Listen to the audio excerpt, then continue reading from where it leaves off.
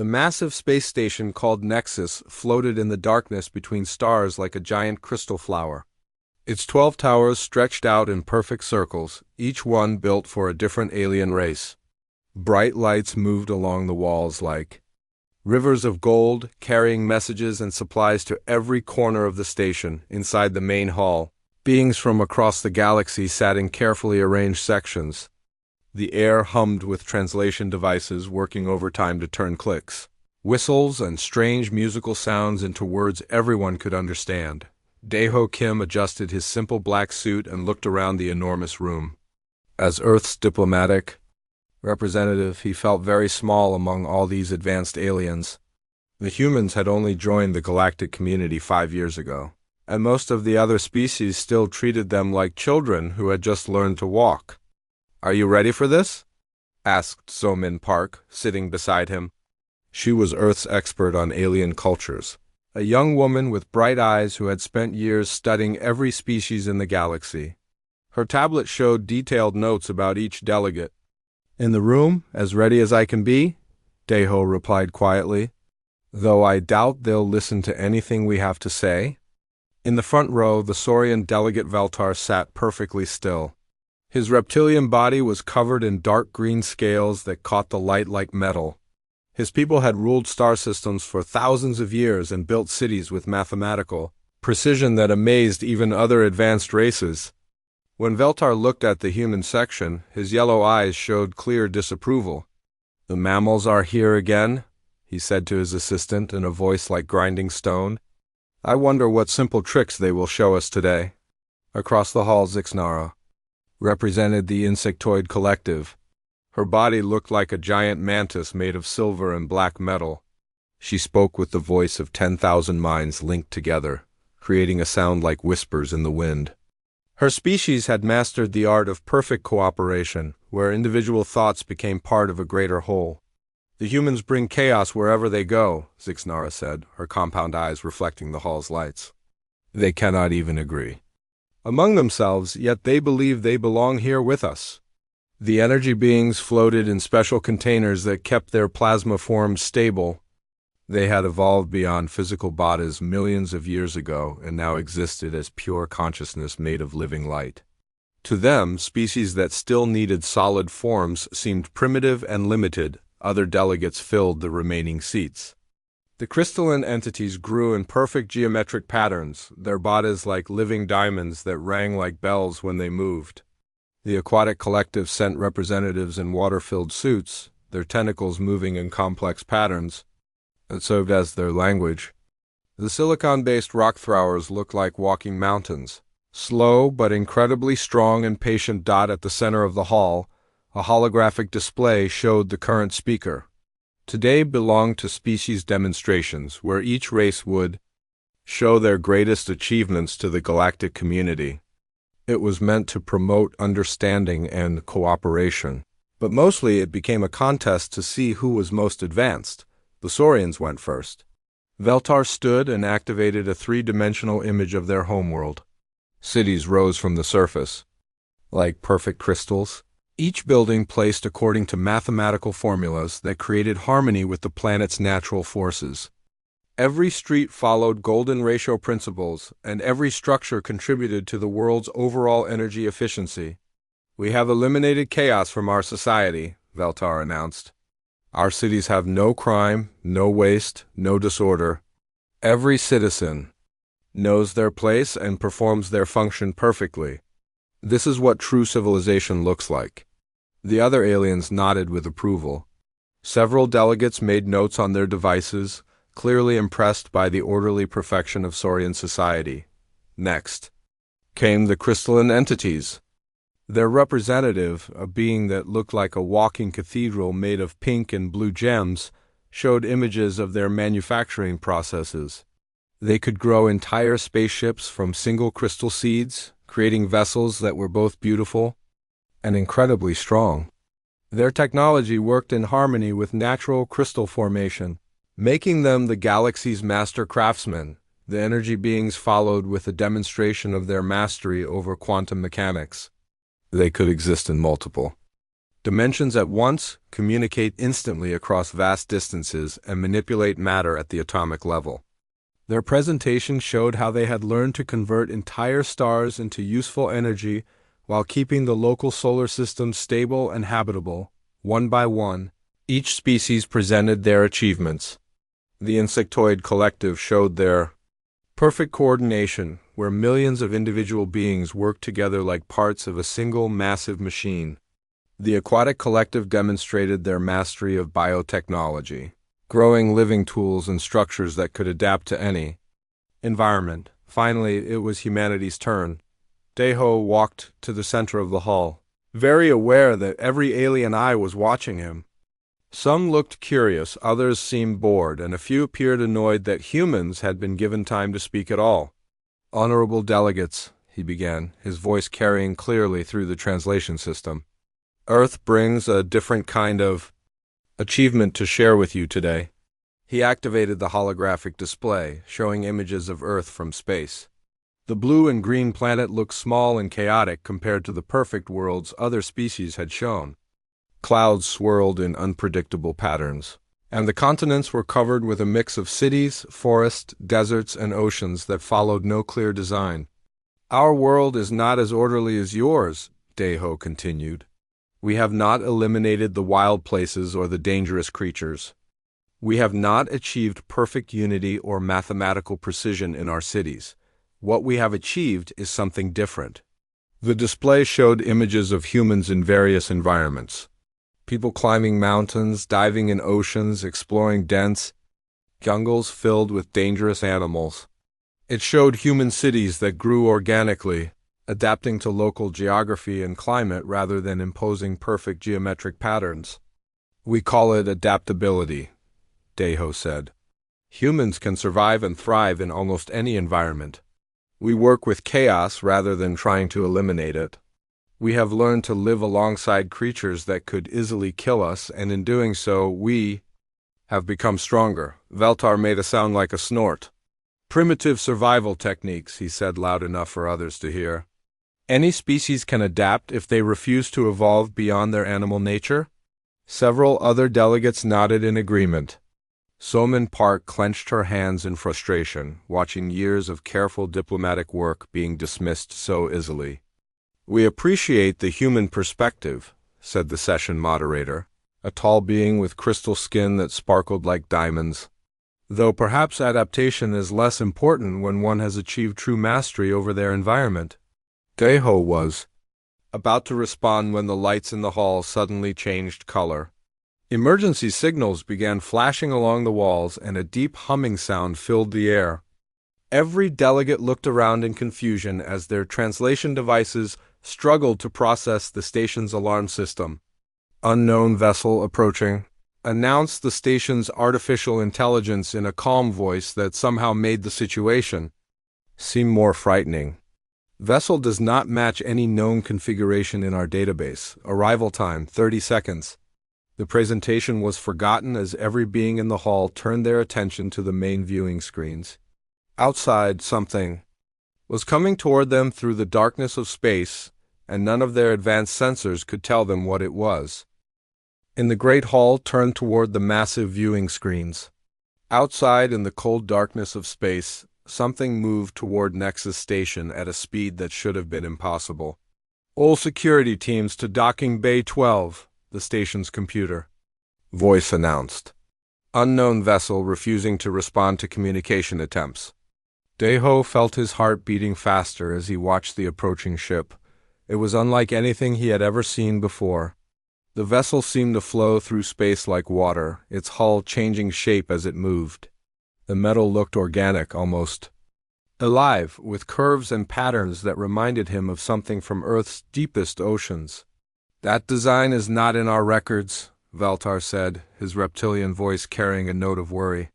The Saurian delegate had stood up from his seat, his yellow eyes fixed on the screen. "No known species builds ships like that." Zixnara's compound eyes reflected the ship's strange lights as she tilted her insect-like head. "The collective cannot identify this vessel," she said in her voice of many whispers. "Its energy signature does not match any civilization in our database. The ship moved closer, and now everyone could see how truly strange it was. Parts of its surface seemed to pulse with a gentle light, like a heartbeat made visible. The metal appeared to breathe, expanding and contracting in slow rhythms that made several aliens step back from the viewing screens. "How did it get past our sensor network?" asked one of the energy beings, its plasma form flickering with concern inside its containment suit. "Nothing should be able to approach the station without being detected hours in advance." The crystalline entity delegate rang like a struck bell, a sound that meant deep confusion in their language. "Our monitoring systems are the most advanced in the galaxy. This should not be possible." Somin Park activated her tablet and began recording everything. As Earth's expert on alien cultures, she knew this moment would be studied for years to come, but something about the approaching vessel felt familiar, though she could not say why. "Look at the way it moves," she whispered to Deho. "It's not following standard navigation patterns. It's moving like a living creature." The ship reached the station's outer perimeter, where automated defense systems should have activated. Instead, the weapons remained silent. The vessel seemed to communicate with the station's computers in a language that bypassed all known protocols. "Docking. Request accepted," the station's AI announced, surprising everyone in the hall. Vessel granted access to Bay 12. "That's impossible," Veltar hissed. "The docking computers require proper identification codes. Nothing can dock without approval from station security." But the ship was already moving toward the designated docking bay. It settled into place with a grace that made the watching aliens fall silent. The vessel's surface stopped pulsing and became still, but somehow it still looked alive, like a great creature that had decided to rest. Emergency teams surrounded the docking bay, their weapons ready. Through the security cameras, everyone in the hall could see soldiers from a dozen different species taking defensive positions. The Saurian guards held energy rifles, while the insectoid warriors extended sharp blades from their arms. Even the peaceful aquatic collective had sent their security forces. "Airlock opening," reported the security chief over the communication system. Still no response from the vessel's occupants. The airlock door slid open with a soft hiss of equalizing pressure. For a long moment, nothing happened. The soldiers waited, their weapons trained on the dark opening. The silence stretched until even the most patient beings began to shift nervously. Then a figure stepped into the light. The being was clearly human, but unlike any human the aliens had seen before. He was tall and lean, with the easy movement of someone completely comfortable in his own body. His hair was dark and his eyes were calm as he looked around at the armed soldiers surrounding him. Jin-Wu Li wore simple clothes that looked handmade rather than manufactured. His shirt and pants were made from some kind of natural fiber that seemed to shift color slightly in the station's lights. He carried no visible weapons, no technology that the sensors could detect, yet something about him made the heavily armed soldiers hesitate. "Greetings," he said in a voice that carried clearly through the docking bay. "I apologize for the dramatic entrance. Sometimes the direct approach is best." The security chief, a large rock thrower whose stone-like body made him nearly 3 meters tall, stepped forward. "Identify yourself immediately. How did you bypass our security systems?" Jinwu smiled, but his attention was not on the security chief. Instead, he turned slightly and spoke to someone still inside the ship. "Come on, old friend. Time to meet our new neighbors." What emerged from the airlock made every being in the docking bay freeze in terror. The creature was a leopard, but unlike any big cat that should exist. Its fur was pure white, marked with pale gray rosettes that seemed to shimmer in the artificial light. Ice blue eyes surveyed the scene with an intelligence that was clearly far beyond any normal animal. The leopard was large, nearly the size of a small horse, with muscles that moved like liquid power under its snowy coat. "Impossible," breathed Veltar from the viewing screen in the main hall. "No species has successfully domesticated a pure predator. It cannot be done." The albino leopard padded silently beside Jinwu, its massive paws making no sound on the metal deck. The creature showed no aggression, but its presence radiated a power that made the armed soldiers back away instinctively. This was a predator in its prime, a hunter that could kill any of them without effort. "Stand down your weapons," Jinwoo said calmly to the security forces. "Beak Ho means no harm unless you give him reason to." "Beak Ho?" the security chief asked, confusion mixing with fear in his rocky voice. "It means white tiger in our language," Jinwoo explained. "Though, as you can see, he is somewhat more than that." The leopard sat down beside the human, but every alien in the docking bay could feel its predatory awareness. Those ice-blue eyes missed nothing, tracking every movement, cataloging every potential threat or escape route. The creature was relaxed, but ready, like a coiled spring waiting to be released. In the main hall, the assembled delegates watched in stunned silence. In all their thousands of years of galactic civilization, none of them had ever seen anything like this. The idea of a sentient being walking calmly beside a pure predator violated everything they understood about evolution and survival. "How is this possible?" asked one of the energy beings. "Predators cannot be controlled. They are chaos incarnate." So-Min Park found herself leaning forward, her scientific mind racing as she studied the impossible pair. The human showed no fear, no tension, no sign that he was forcing the leopard to behave. Instead, there seemed to be a connection between them that went beyond simple training or control. "This is not domestication," she whispered to Daeho. "This is something else entirely." The security chief was still trying to process what he was seeing. "State your business on this station," he demanded. Though his voice had lost much of its authority, Jin Woo looked directly at the security cameras, knowing that his words were being heard throughout the station. "I am here to attend the Galactic Summit," he said simply. "Earth has something new to contribute to the discussion." He reached down and gently placed his hand on the leopard's massive head. Biko leaned into the touch, a gesture so natural and trusting that it sent shockwaves through every being watching. "We have come to show you what humanity has truly achieved," Jinwoo continued. "Not adaptation to our environment, but partnership. With it, not the elimination of danger, but the transformation of it into strength." The albino leopard's blue eyes seemed to look directly through the cameras at the assembled delegates. In that gaze was an intelligence that was alien even to humans, yet somehow bound to them by ties stronger than fear. "The demonstration begins." "Now," Jinwoo said with a smile that held secrets the galaxy was not prepared to understand. The tension in the docking bay was thick enough to cut with a blade. 20 armed soldiers from different species stood frozen, their weapons still pointed at Jinwoo and his impossible companion.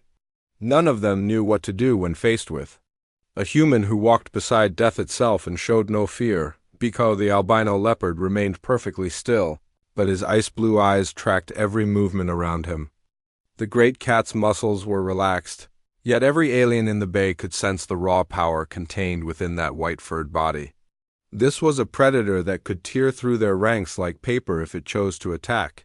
"Sir, what are your orders?" one of the Saurian guards asked his commander through gritted teeth. His energy rifle trembled slightly in his scaled hands. The security chief, a massive rock thrower named Granite Heart, found himself in a situation no manual had prepared him. FOR. His stone-like face showed confusion as he stared at the peaceful pair. "I maintain positions," he finally ordered. "Do not fire unless they make aggressive moves." From the main hall, So-Min Park watched everything through the security cameras. Her scientific mind was working overtime, trying to understand what she was seeing. She had studied every known form of animal training and domestication in the galaxy, and this was something completely different. "Daeho," she whispered urgently. "I need to get down there. I need to scan them both." The human diplomat nodded, understanding the importance of what they were witnessing. "Go," he said, "but be careful. If this goes wrong..." So-Min was already moving toward the exit, her portable scanning equipment in hand. She had spent years studying alien biology and behavior, but nothing had prepared her for this moment. In the docking bay, Jinwoo seemed completely unaware of the weapons trained on him. He spoke quietly to Biko in a language that sounded like Korean mixed with sounds no human throat should be able to make. Soft clicks, low growls, and whistles that seemed to carry meaning beyond words. The leopard responded with a deep, rumbling sound that was not quite a purr and not quite a growl. The creature's massive head turned toward Jinwoo, and for a moment their eyes met. Something passed between them, a communication so subtle that the watching aliens almost missed it. "Did you see that?" Veltar asked from his position in the main hall. His reptilian voice carried a note of disbelief. "The predator is ... responding to him." Zixnara's compound eyes reflected the lights as she leaned forward. "This is not possible," she said in her voice of many whispers. "No single consciousness can control a pure predator. The chaos of their minds cannot be contained." When Somin arrived at the docking bay, she moved slowly and carefully. Her scanning equipment hummed quietly as she activated the sensors, and she made sure to stay far enough away that she would not be seen as a threat. The first readings made her stop breathing. "This cannot be right," she whispered to herself, checking the equipment twice to make sure it was working properly. According to her scanners, Beak-Ho was not just an albino leopard. The creature's brain showed activity patterns that were far beyond any Earth animal. Neural pathways that should not exist were firing with complex thoughts and emotions. But even more shocking was what the quantum sensors detected. The leopard's brainwaves were synchronized with Jinwoo's. "Impossible," Somin breathed, running the scan again. The results were the same. Somehow, the human and the predator were sharing the same mental wavelength. Their thoughts were connected at a level that even the most advanced alien technology could barely detect. She activated her communication device and sent the data directly to Daeho in the main hall. Within seconds, she heard gasps of amazement from the assembled delegates as they saw the impossible readings. "The neural patterns are entangled," she reported quietly.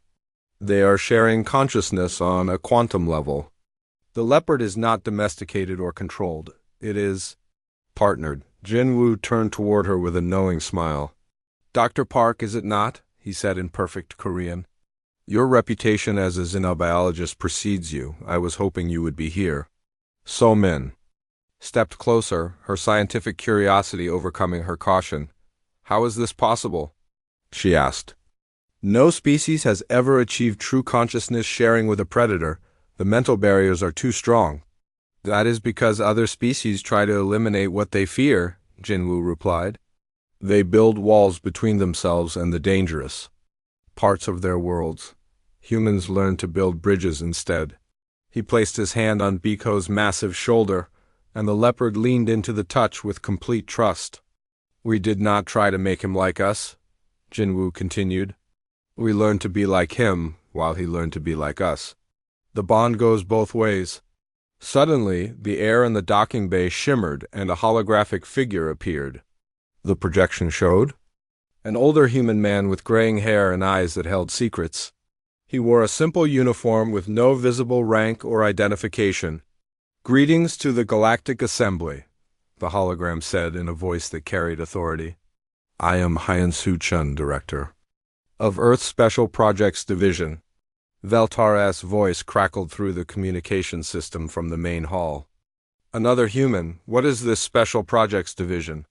Hyan-Soo smiled, but it was not a pleasant expression. "For the past 50 years, Earth has been preparing for challenges that our new galactic neighbors have not yet considered. While you perfected your technologies and eliminated chaos from your worlds, we took a different path." The hologram gestured toward Jinwoo and Beak-Ho.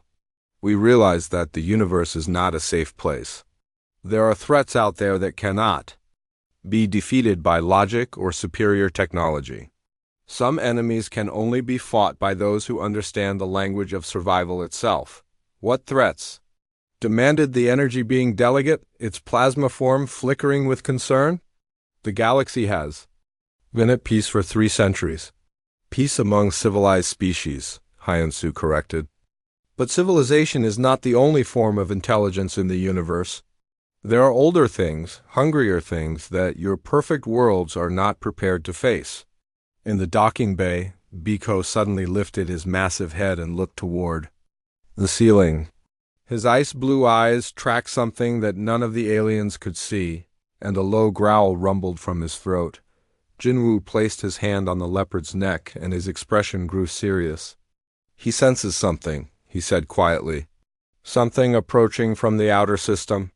Somin checked her scanners frantically, but they showed nothing unusual. "I am not detecting anything," she said.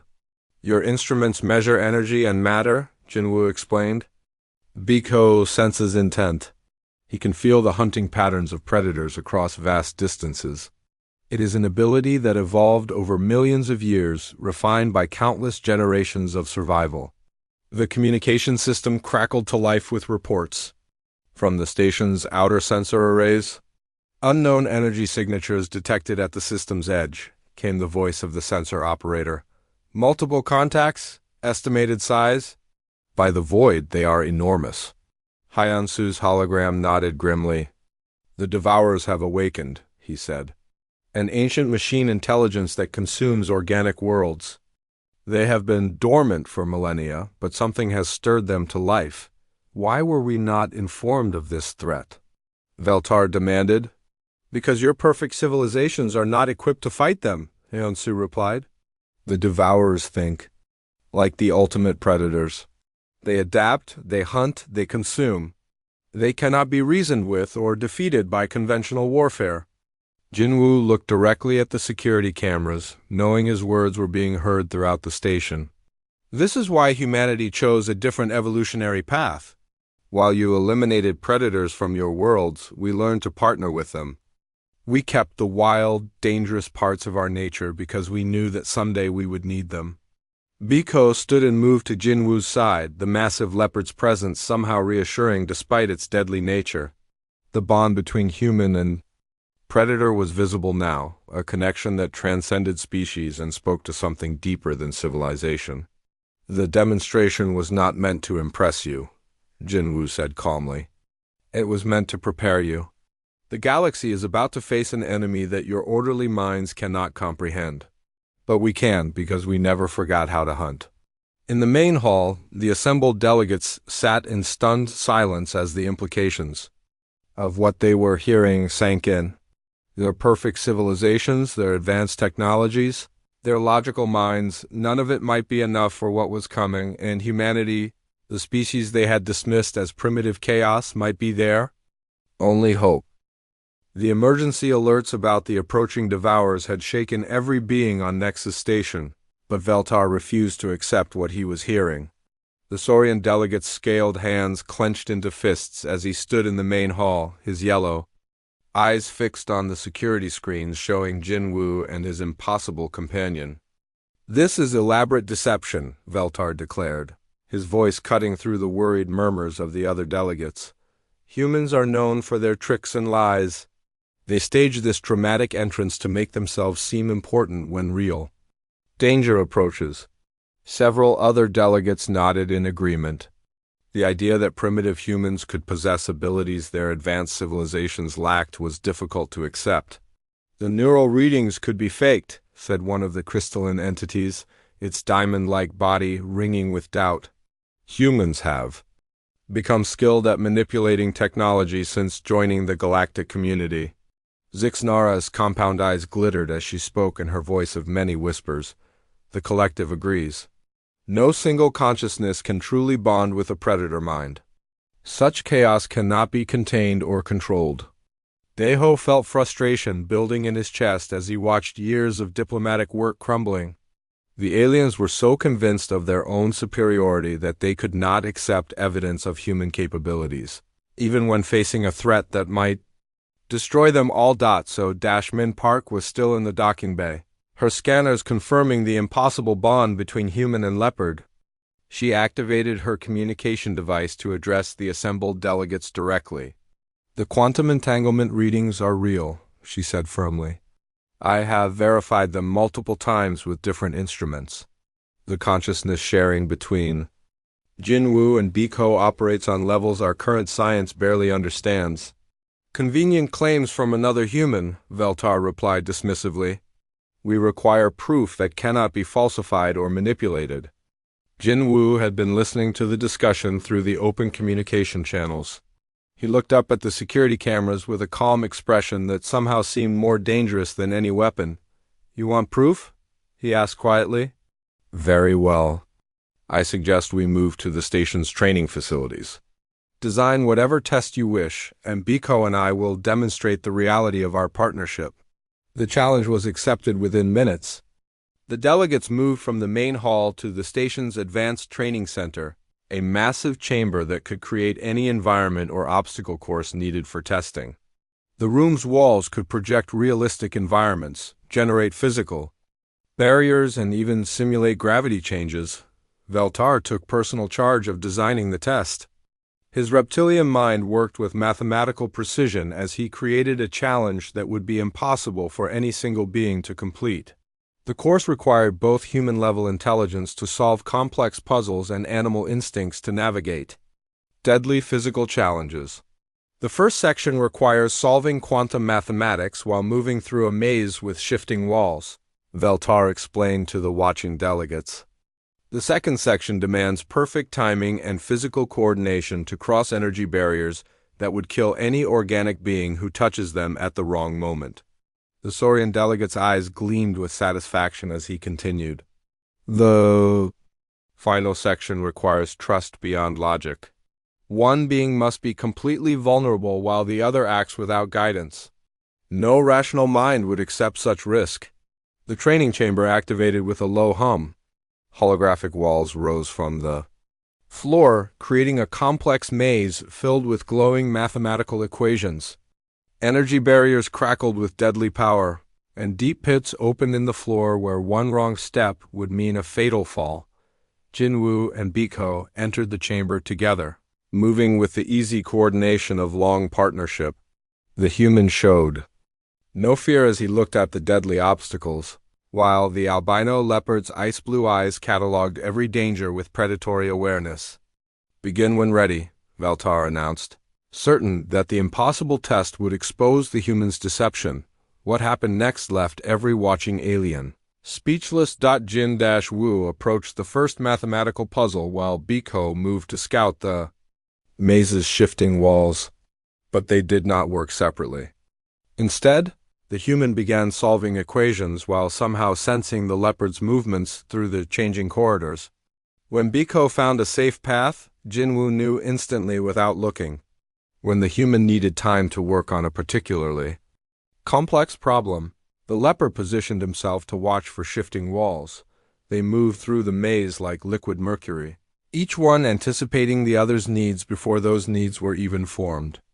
Jinwoo solved mathematical problems that should have required his full attention while simultaneously responding to dangers that Biko detected through senses the human did not possess. "Impossible," breathed Zixnara. "No two separate minds can coordinate with such precision." "They are not separate minds," So-min said softly, watching her scanners with amazement. "The quantum entanglement is growing stronger under stress. They are becoming more connected, not less." The second section of the test required crossing energy barriers that activated in random patterns. The timing had to be perfect, with no room for error. One mistimed step would result in instant death. Jinwoo closed his eyes and placed his hand on Biko's massive shoulder. For a moment they stood perfectly still, and then they moved. The leopard leaped first, his powerful body carrying him across gaps that should have been impossible to judge. But Jinwoo was already moving before Biko landed, following a path through the deadly energy fields that he could not possibly have calculated in advance. They flowed through the barriers like dancers following music only they could hear. Jinwoo trusted completely in senses he did not possess, while Biko responded to thoughts that had not yet formed in the human's mind. "They are sharing instincts," So-min whispered, her voice filled with wonder. "The human is accessing the leopard's predatory awareness while the leopard is using human reasoning. They have become something new." The final section was designed to be impossible. Veltar had created a situation where one being would have to be completely helpless while the other acted without any communication or guidance. It was meant to prove that no partnership could survive when logic demanded absolute trust. Jinwoo walked to the center of a platform surrounded by spinning blades and energy fields. The controls for stopping the deadly mechanisms were across the room, accessible only to Biko. The human would have to stand motionless in the center of death while trusting his life to a predator. "This will expose their deception," Veltar said with satisfaction. "No rational being will make themselves completely vulnerable to a predator." Jinwoo looked directly at the Saurian delegate and smiled. Then he walked calmly to the center of the platform, closed his eyes, and stood perfectly still as the deadly mechanisms activated around him. Spinning blades whirred through the air inches from his body. Energy beams crisscrossed the space where he stood, missing him by fractions of an inch. Any movement, any flinch, any attempt to save himself would result in instant death. Biko padded across the room to the control panel, his ice-blue eyes never leaving Jinwoo's motionless form. The leopard's massive paws moved over alien controls, with impossible precision, shutting down death traps in exactly the right sequence to keep his partner safe. But there was no communication between them. No signals, no sounds, no visible coordination. Jinwoo stood with absolute trust while Biko worked with perfect knowledge of where his partner was standing, even though the leopard could not see through the maze of deadly obstacles. When the last blade stopped spinning and the final energy field died away, Jinwoo opened his eyes and walked calmly from the platform. Biko met him halfway, and the human placed his hand on the leopard's massive head with casual affection. The training chamber fell silent except for the sound of Veltar's sharp intake of breath. The Saurian delegate stared at the impossible pair, his mathematical mind struggling to process what he had witnessed.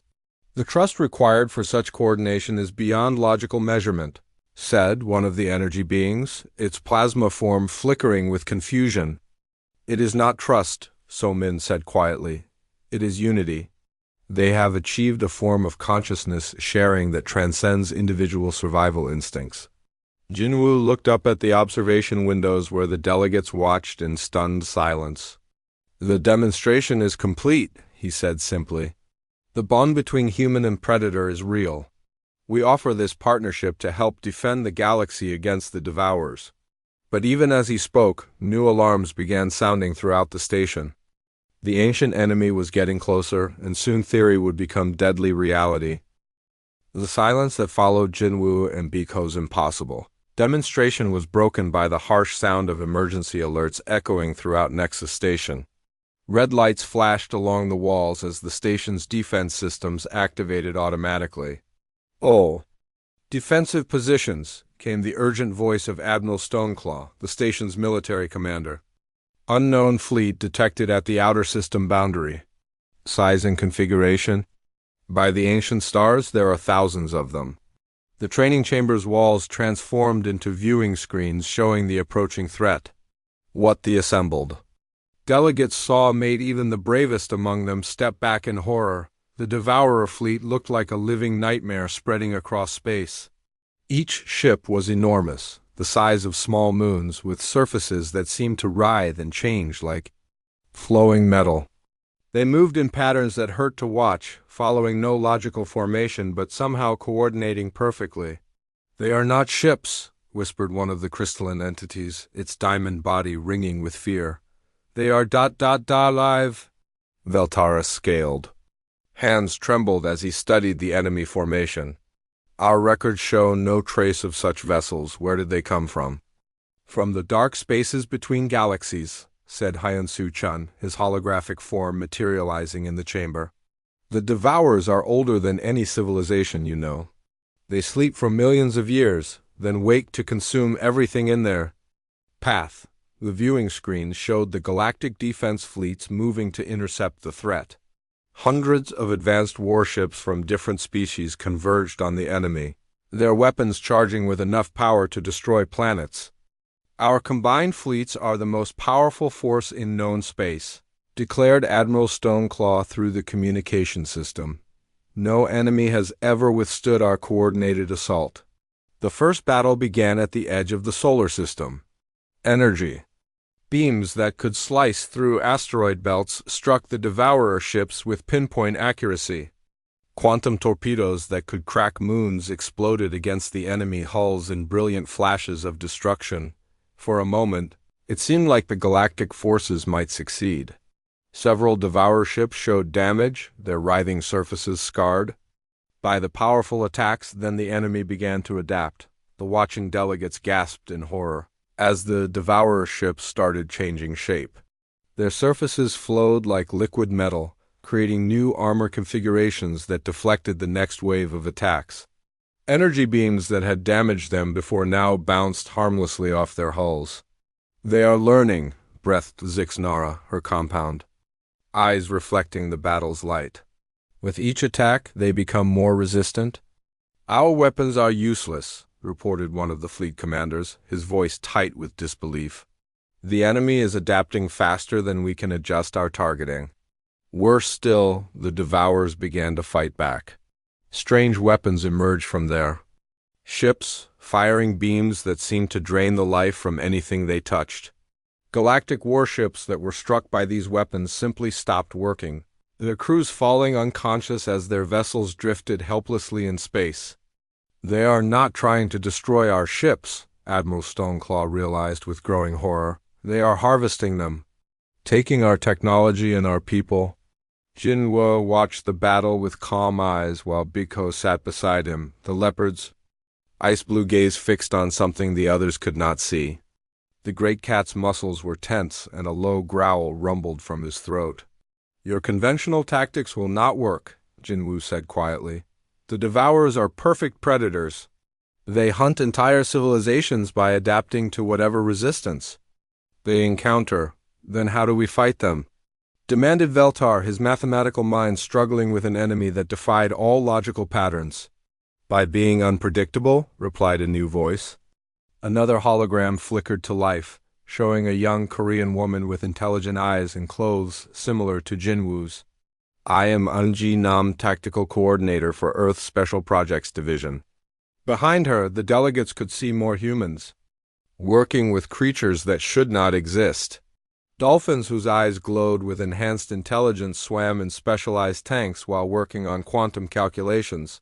Ravens with silver-tipped feathers perched beside computer terminals, their corvid, mind-solving puzzles that stumped artificial intelligence. "For 50 years we have been preparing for this day," Unji continued. "We have created partnerships with Earth's predators and developed battle tactics that no computer can predict or counter." "Explain," said the energy being delegate, its plasma form flickering with desperate interest. "The Devourers adapt by analyzing patterns," Yunji said. "They study how their enemies think and fight, then develop counters for every tactic. But they cannot adapt to something that has no pattern." On the viewing screens, the galactic fleets were in full retreat. Ship after ship fell to the Devourer harvest beams, their crews captured and their technology absorbed.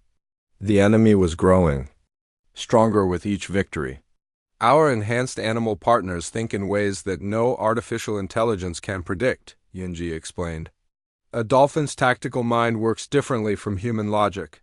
A raven sees patterns that computers miss. A leopard hunts using instincts that evolved over millions of years." Biko suddenly stood and moved to Jinwoo's side. The great cat's head was tilted as if listening to something beyond normal hearing. His ice-blue eyes tracked movement that the station's sensors could not detect. "They are coming here?" Jinwoo said, placing his hand on the leopard's massive shoulder. "Biko can sense their hunting patterns. The Devourers have identified Nexus Station as their next target." "Impossible," said Admiral Stoneclaw through the communication system. "Our location is heavily shielded. They cannot have detected us through the interference fields." "They do not hunt with sensors," Jinwoo replied. "They hunt like apex predators following the scent of gathered prey. This station holds representatives from every major species in the galaxy. To them, we are the perfect target." As if summoned by his words, alarms began screaming throughout the station.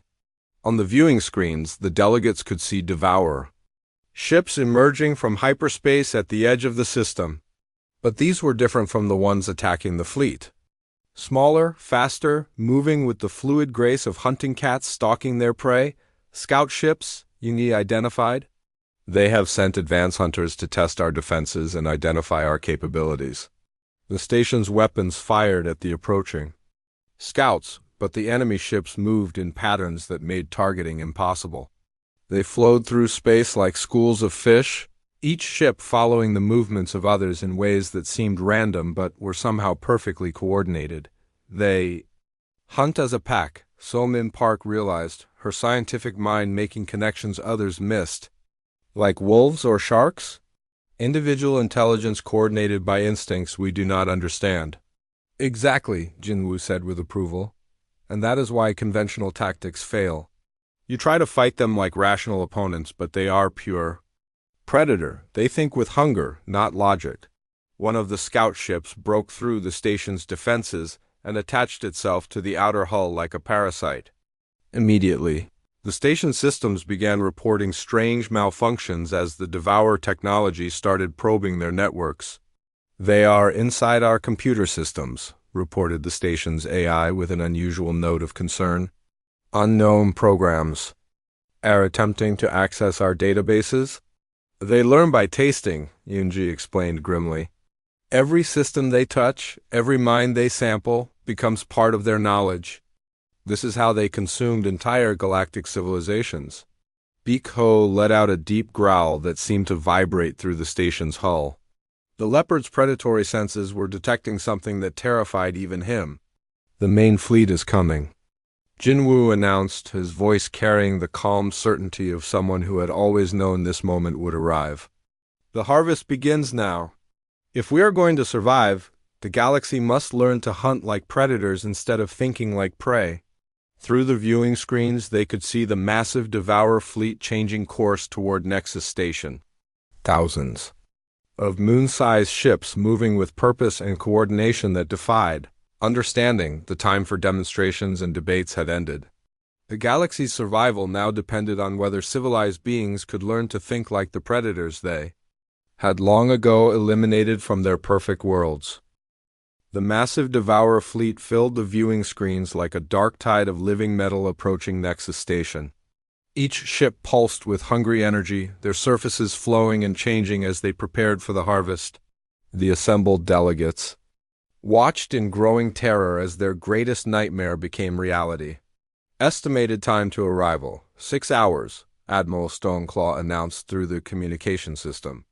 Old defensive preparations are complete, but our weapons proved ineffective against their adaptive capabilities. Veltar's scaled hands clenched as he stared at the approaching doom. Our combined fleets could not stop them. What hope does a single station have?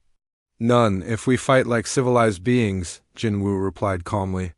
Biko sat beside him, the albino leopard's ice-blue eyes tracking patterns in the enemy formation that no computer could detect. But we are not going to fight like civilized beings. Yoonji Nam's hologram flickered as new connections established themselves throughout the station. With your permission, we would like to integrate our tactical systems with yours. Our enhanced animal partners can provide early warning and strategic coordination that your sensors cannot match. You want us to trust our survival to animal instincts? Asked Zixnara, her compound eyes reflecting doubt and fear in equal measure. No, So-Min Park said, stepping forward with her scanning equipment. They want us to combine our intelligence with predatory instincts? The quantum entanglement readings show that human-animal partnerships create something greater than either species alone. The first change came when Jinwoo placed his hand on Biko's massive shoulder and closed his eyes. Immediately, the leopard's enhanced senses began feeding information directly to the station's tactical computers. The great cat could detect gravitational fluctuations, energy patterns, and movement rhythms that the most advanced sensors missed. By the void, whispered Admiral Stoneclaw as new data flooded his displays. I can see individual ships changing formation. The precision is incredible. More holograms appeared throughout the station as Earth's Special Projects Division fully revealed itself. Humans worked alongside creatures that should not exist, their minds linked by quantum bonds that transformed both species into something new. Ravens with silver-enhanced intelligence provided aerial reconnaissance that saw patterns in three-dimensional space. Dolphins with glowing neural implants calculated probability matrices using organic computers that worked faster than any artificial system. Wolves with enhanced pack coordination created tactical formations that confused even advanced military minds. "This is impossible," breathed one of the crystalline entities. "How did humanity achieve such partnerships without losing their individual consciousness?" "By learning that survival requires cooperation with danger rather than elimination of it," replied Min Ho Yoon, another human operative, whose partner was a massive octopus with color-changing skin that served as a living camouflage system. The alien delegates found themselves watching a completely different approach to warfare.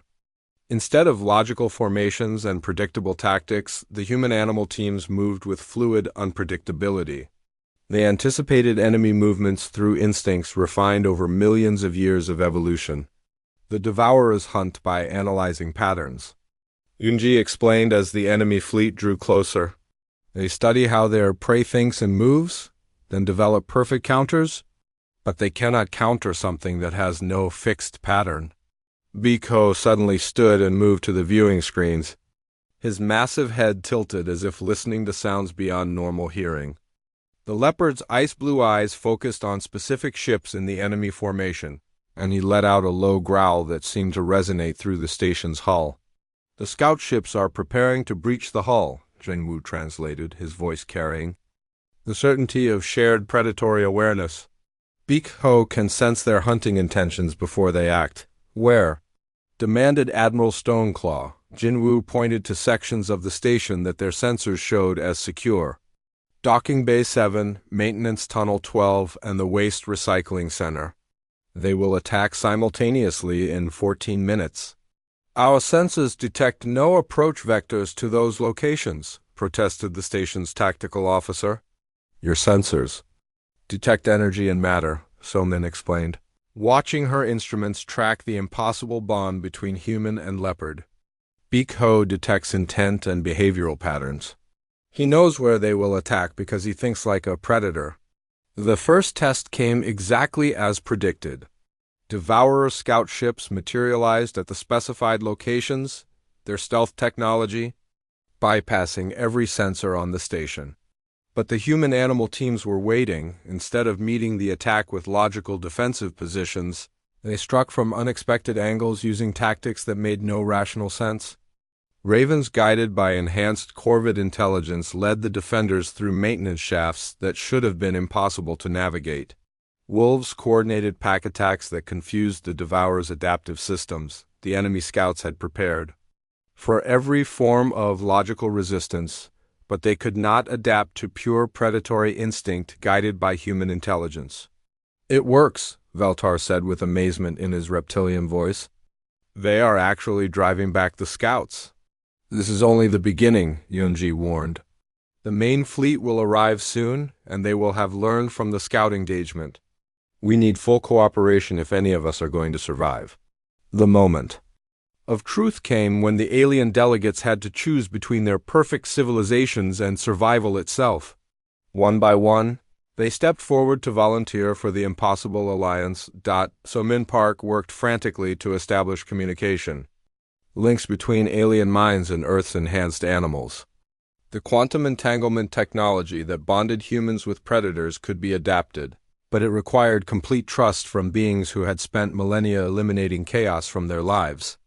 "I will try," said Veltar, his mathematical mind struggling with the concept of accepting unpredictable animal instincts. The Saurian delegate approached one of the enhanced ravens, his scaled hands trembling as he attempted to establish a mental connection. The results were immediate and startling.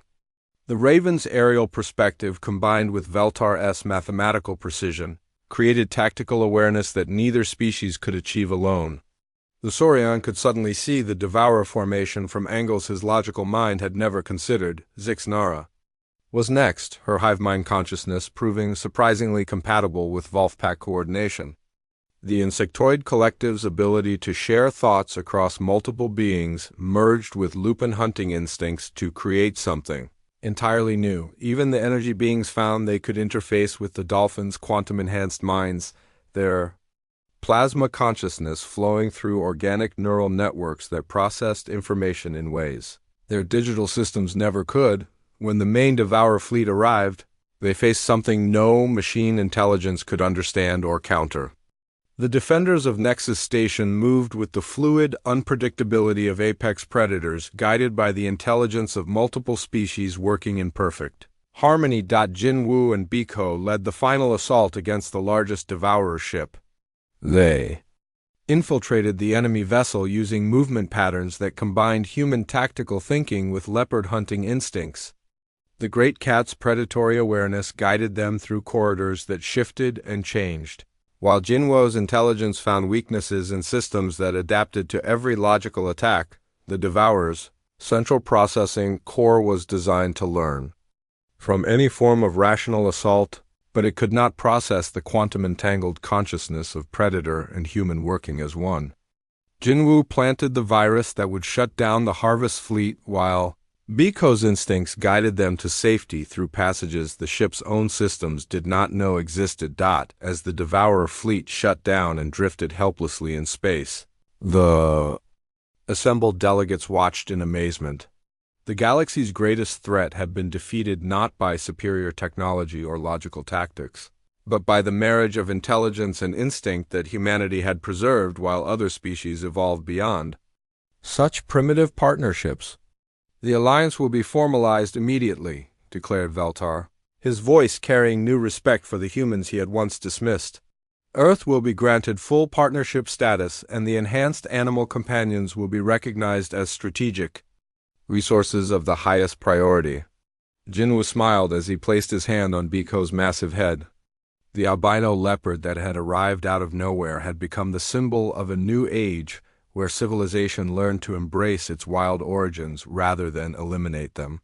"The universe is not a safe place," Jinwu said to the assembled delegates. "There will always be threats that cannot be defeated by logic alone. But now the galaxy has learned that survival requires partnership with the dangerous, unpredictable parts of existence."